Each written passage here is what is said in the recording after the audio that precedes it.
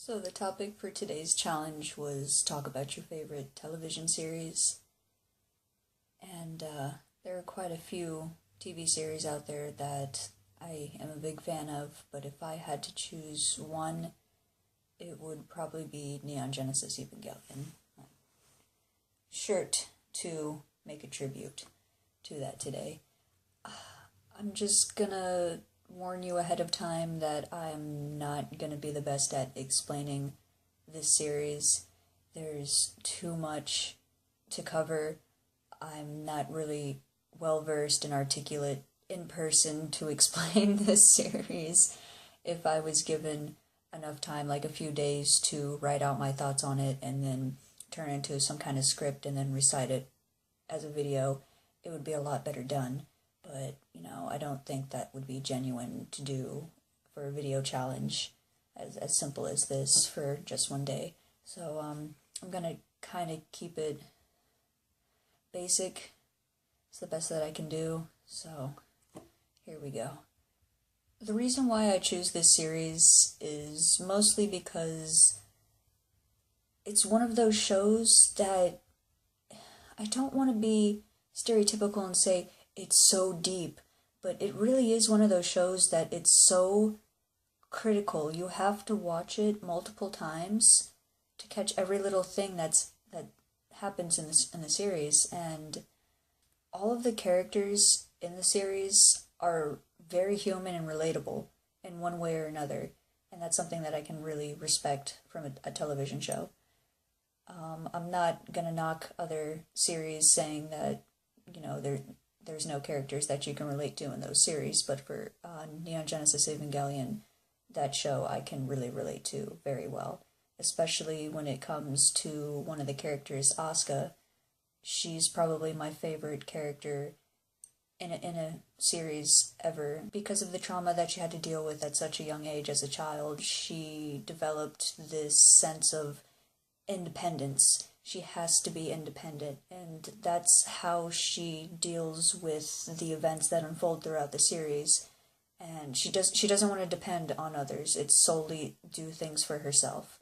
And as much as she takes pride in that, it backfires on her from time to time because of the fact that she wants to be so independent. She ends up pushing away the people that she trusts and cares about, and it's a vicious cycle of self-hatred towards not only herself but the people that she does care about, because she does not want to revert back to depending on others. There's also a issue that she has with being the best at something, and in this case, in the series, it's piloting Unit 2. In the show, it's established as not many people can actually pilot the Evangelions, and the fact that she's one of the few children that can, she takes pride in that. She's so hard to explain. There's one part of the show, the TV series, where she fails to correctly pilot her Evangelion, and because of that, she spirals into this deep depression and starts questioning her self-worth.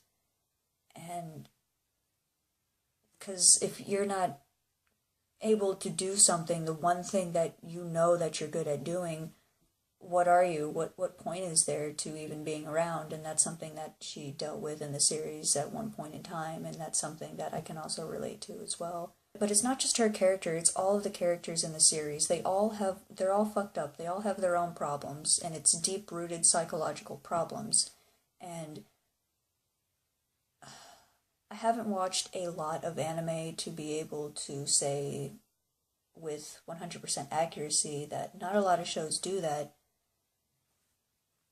But the ones that I have come across, it doesn't hit as close to home, and it doesn't give you this sense of self-evaluation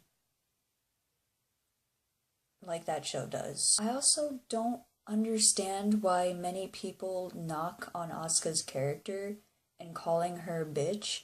Like, I guess when you first start watching it and you're introduced to her as a character, you don't really know much about her, so it's like, well, this character's kind of bitchy. I really don't like her. But when you continue watching it and you grow to learn more about her and all the struggles that she actually deals with, had dealt with, and still deals with, I don't understand why people continue to dislike her as a character, because she has her problems just like everyone else, and it's a very real, relatable problem that people nowadays in the real world actually do.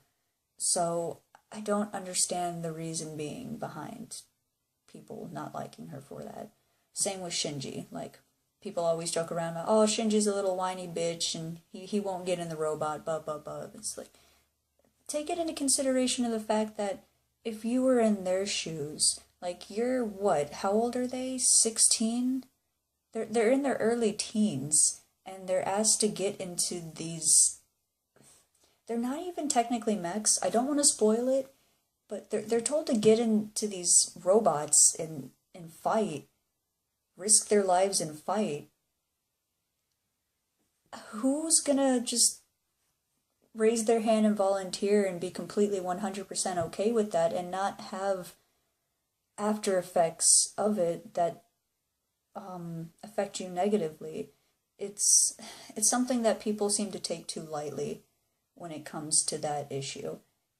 I can also respect a series that, after watching it, and not just the television series, the movie as well, not so much the Rebuild films, but the End of Evangelion was probably my favorite movie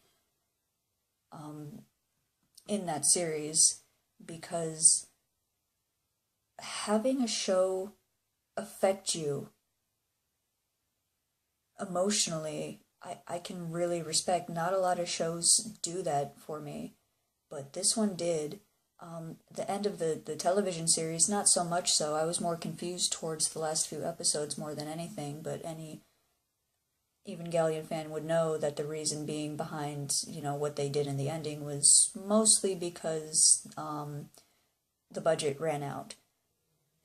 But they ended up tying it together very well in End of Evangelion.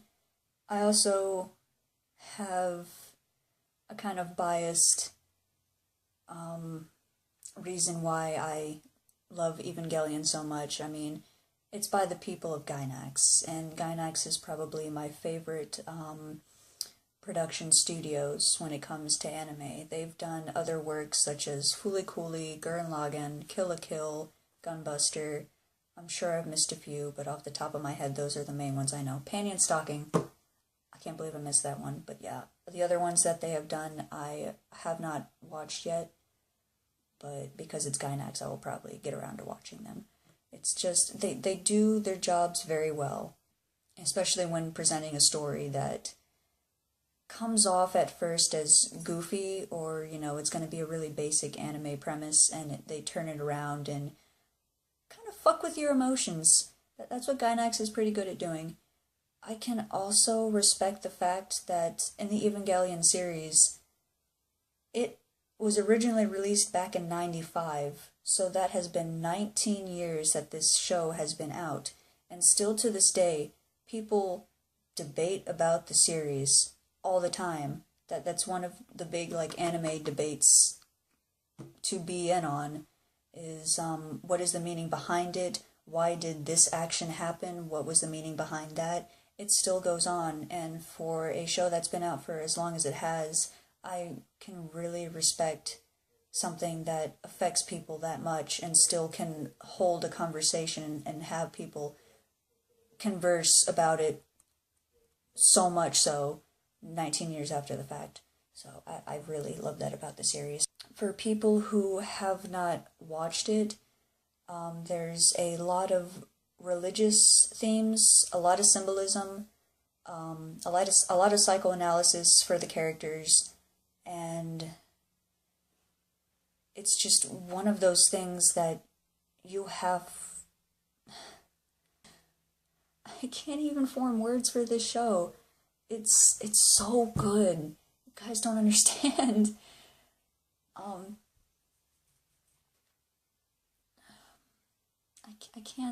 I can't think of anything else. Like I said, I'm not as articulate in person to describe this show as others are. The best that I can do is, if you're not familiar with the series, or if you are but not as much so, like look too much into it, there are people online that I found sources for that are actually really good at explaining it. And if you're interested, I'll put links up in the description. There is this guy on YouTube whose username is Demolition D, and he does a 3-part video series on the TV series of Evangelion versus the Rebuild movies.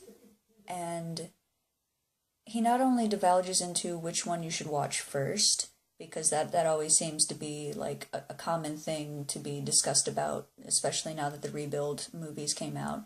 So which one should you watch first? Should you start with the original TV series, or should you start with the Rebuild series? Because the Rebuild series, at least the first episode and like halfway through the second one, it's kind of a reboot.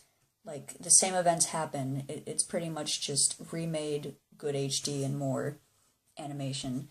And I'm not gonna really give an answer on that, because I don't want to start an argument, but I don't know, like, my opinion on it would be, obviously, go in chronological order. Start the TV series first, because you're gonna know more about the characters and what's going on from the actual television series, and then go to the reboot series, and you'll understand a little more about it, because there's some parts in the films that pay tribute to the TV series that you want to be able to catch if you didn't already know it.